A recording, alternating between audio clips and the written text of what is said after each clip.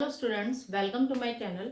आज मैं आपको एक्सरसाइज 8.1 का क्वेश्चन नंबर 11 करवाऊंगी और क्लास 10th का स्टार्ट करते हैं। State whether the following are true और false, justify your answer. First part, the value of tan is always less than 1। First part में कहा है कि जो tan a की वैल्यू है वो हमेशा 1 से कम होगी। अगर आप ट्रिग्नोमेट्रिक टेबल देखो तो उसमें tan 60 की वैल्यू जो होती है वो √3 होती है, और अगर आप √3 की वैल्यू निकालो तो इसकी वैल्यू निकल के आती है 1.732।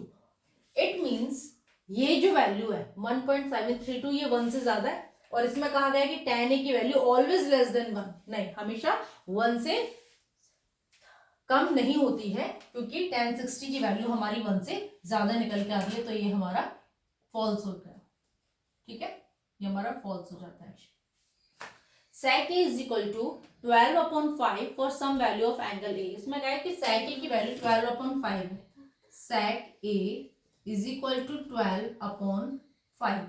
sec a का फॉर्मूला होता है base upon hypotenuse upon base. sec a का फॉर्मूला होता है हाइपोटेन्यूज अपॉन बेस। अब इसके अकॉर्डिंग हमारा हाइपोटेन्यूज हो गया 12 और बेस हो गया हमारा 5। तो इसमें हाइपोटेन्यूज बेस से बड़ा है। हम अगर राइट एंगल ट्राइंगल में देखें तो ये साइड हमारी हाइपोटेन्यूज होती है, ये परपेंडिकुलर हो गया अगर ये थीटा है, और ये बेस हो गया।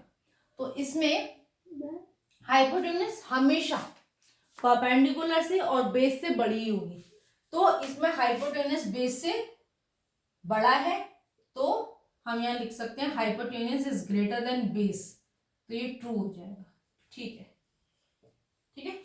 cos A is the abbreviation used for the cosecant of angle A। Third part कह रहा है cos A is the abbreviation used for the cosecant of angle A। cos A का एब्रीविएशन होता है कोसाइन,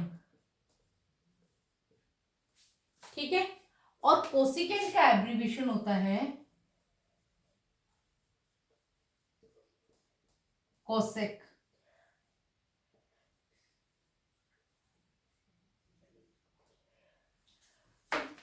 कॉस का abbreviation हुआ cosine और cosecant का एब्रीविएशन हुआ कोसेक। इट मींस ये कह रहा है cos A is the abbreviation used for the cosecant of angle A। तो ये फॉल्स हो गया, क्योंकि cos A का एब्रीविएशन कोसाइन होता है और कोसिकेंट का एब्रीविएशन होता है कोसेक। तो ये हमारा फॉल्स हो गया, इसको फॉल्स लिखते हैं, ये इसका एब्रीविएशन नहीं है। cot A is the product of cot and A। Fourth part में कह रहा है कि जो cot A है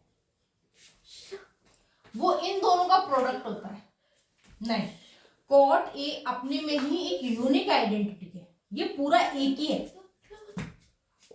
यूनिक आइडेंटिटी। ये अपने में पूरा एक ही है, ये इन दोनों का मल्टीप्लिकेशन नहीं है। तो हम यहां पे इसको फॉल्स लिख देंगे। ठीक है, ये इनका जस्टिफिकेशन है। Sine theta is equal to 4/, अब इसमें परपेंडिकुलर हो गया 4 और हाइपोटेन्यूज हो गया 3। तो जब परपेंडिकुलर 4 हो गया और हाइपोटेन्यूज 3 हो गया तो इसमें परपेंडिकुलर जो है वो हाइपोटेन्यूज से बड़ा हो गया। लेकिन होना चाहिए क्या, हमारा हाइपोटेन्यूज बड़ा होना चाहिए, क्योंकि हाइपोटेन्यूज परपेंडिकुलर से बड़ा होता है, हाइपोटेन्यूज बेस से भी बड़ा होता है। तो इसमें ये फॉल्स हो गया, क्योंकि इसमें हमारा परपेंडिकुलर बड़ा हो गया हाइपोटेन्यूज से, तो ये फॉल्स हो गया। ठीक है, एक बार फिर से समझ लेते हैं। The value of tan is always less than 1।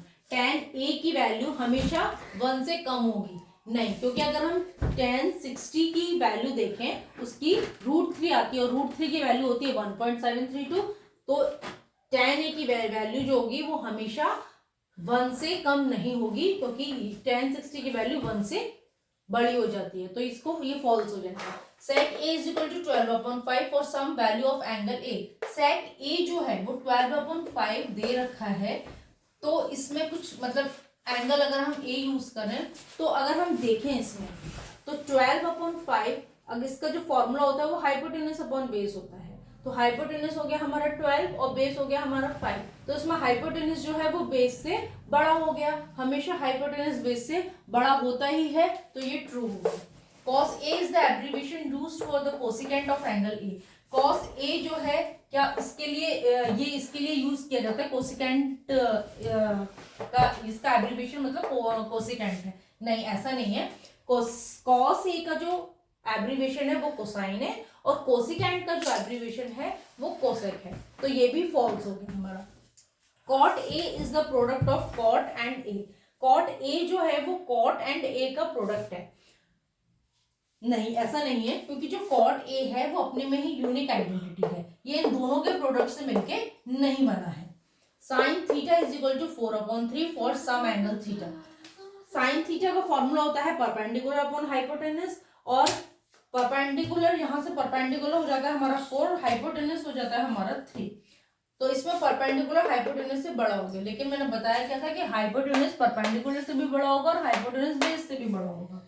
तो इसमें हमारा ये भी रॉन्ग हो जाता है, क्योंकि यहाँ पे परपेंडिकुलर हमारा हाइपोटेनस से बड़ा हो गया। तो इसमें हमने इनके ट्रू फॉल्स के भी आंसर दे दिए, और हमने इसको इनका जस्टिफिकेशन भी कर दिया।